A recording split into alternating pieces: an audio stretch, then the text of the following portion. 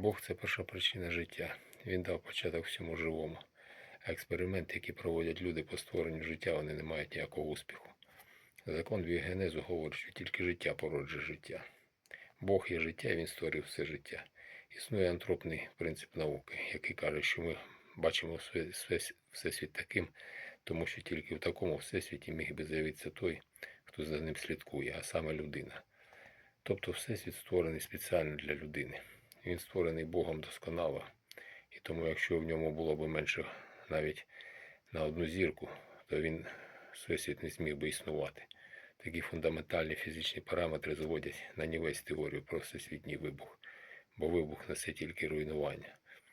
Насправді наукових доказів існування Бога і створення Всесвіту дуже багато. І дізнатися про них ви можете на каналах пастирів Салтаненко. Підписуйтесь і дивіться, щоб не бути обманутими.